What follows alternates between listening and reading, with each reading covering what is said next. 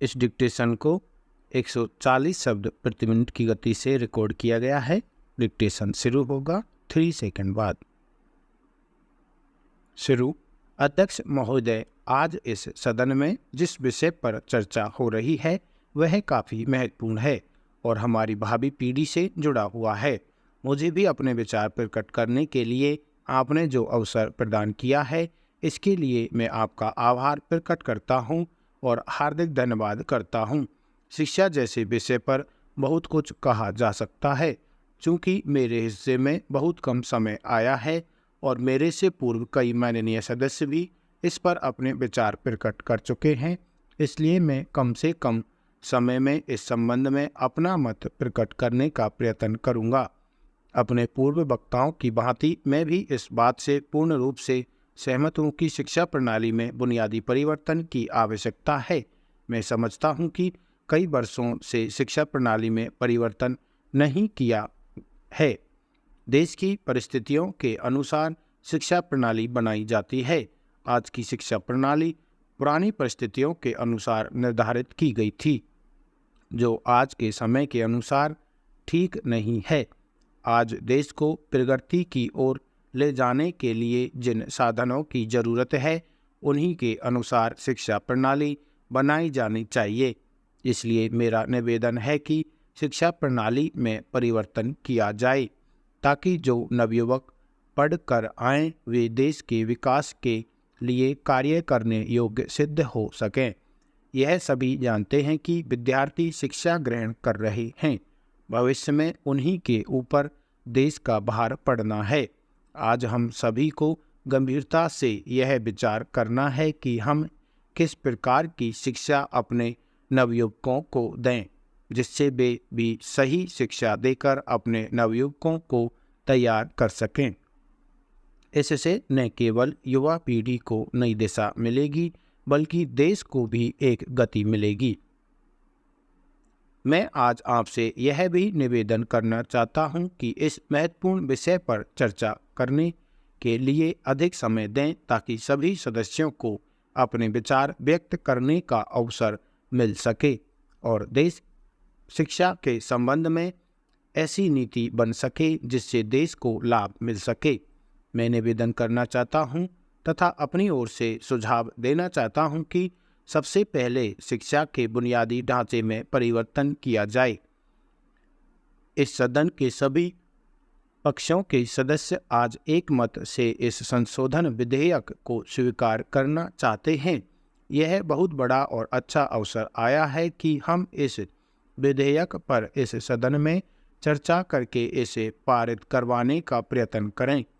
इस देश में जितने भी राजनीतिक दल हैं उन्होंने अपने चुनाव घोषणा पत्र तैयार किए हैं और घोषणा पत्रों में यह कहा है कि इस संशोधन को मंजूर किया जाएगा। यह गौरव की बात है कि सभी माननीय सदस्य इस बात पर सहमत हैं कि जो पिछड़े वर्ग हैं उनके आरक्षण के लिए, उनके प्रोत्साहन के लिए, उनकी उन्नति के लिए जो कार्य हम इस सदन के माध्यम से कर सकते हैं हमको करना चाहिए। किंतु मैं यह निवेदन करना चाहता हूं कि जहां हम इस बात को स्वीकार कर रहे हैं कि हम इस संशोधन विधेयक को मंजूर करें, वहीं दूसरी ओर हम देखते हैं कि पिछड़े वर्ग के संबंध में बनाए गए जो अधिनियम हैं वे केवल कागज पर ही दिखाई देते हैं। उनको हम सामाजिक, आर्थिक और राजनीतिक तौर पर मान्यता नहीं दे पाए हैं। इसलिए यह बहुत ज़रूरी हो गया है कि हम इस विधेयक को स्वीकृत करें और पिछड़े वर्ग के लोगों को न्याय दिलाएं। जब संविधान बना था तब संविधान बनने से पहले एक समिति का गठन किया गया था।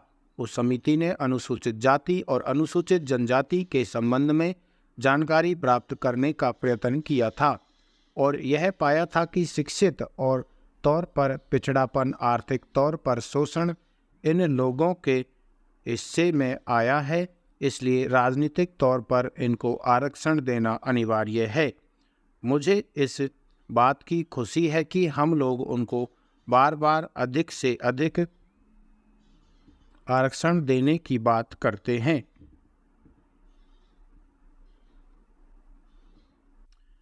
किंतु क्या यह दुर्भाग्य की बात नहीं है कि इतने साल गुजर जाने के बाद भी हम यह महसूस करते हैं कि जो पिछड़ा वर्ग है उसको न्याय मिले। इतने प्रयास करने के बाद भी, पूरी कोशिश करने के बाद भी हम उनको न्याय नहीं दे पा रहे हैं। हम देखते हैं कि जितने आरक्षण के वायदे किए जाते हैं वे पूरे नहीं होते।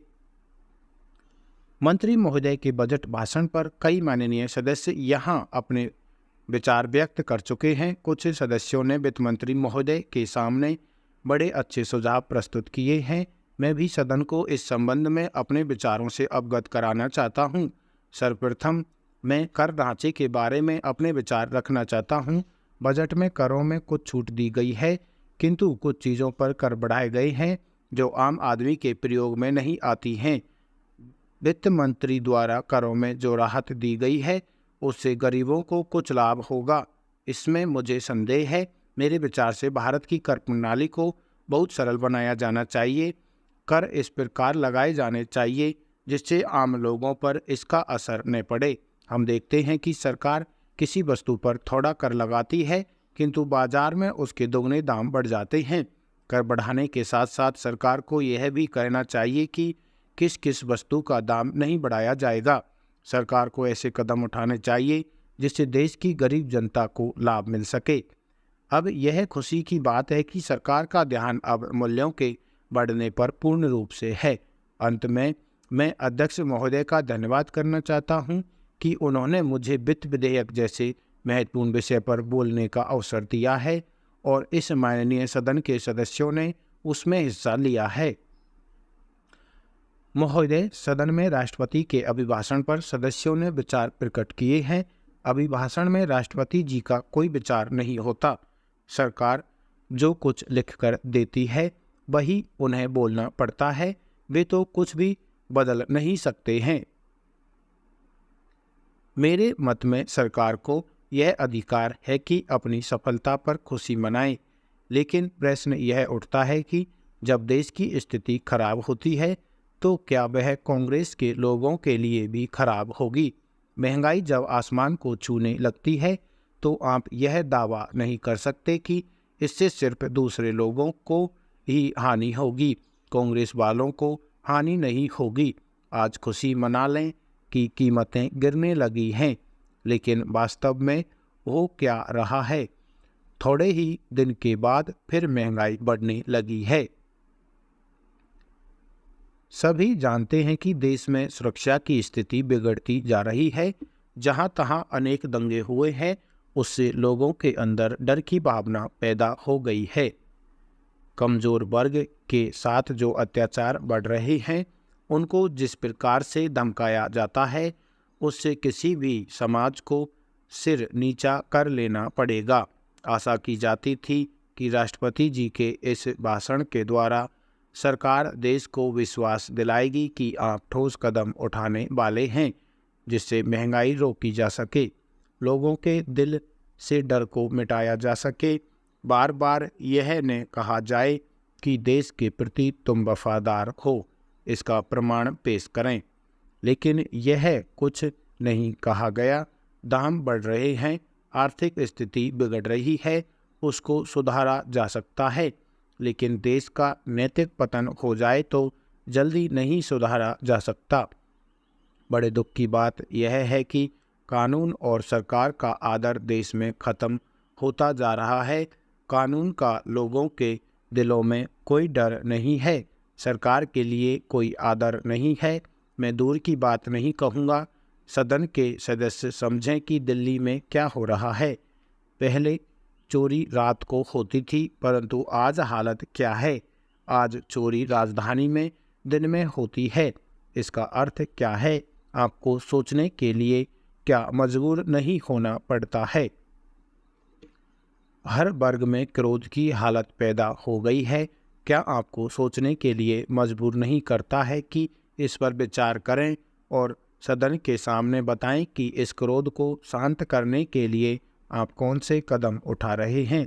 आपके चुप रह जाने से काम नहीं चलेगा, क्रोध इससे और भी बढ़ेगा।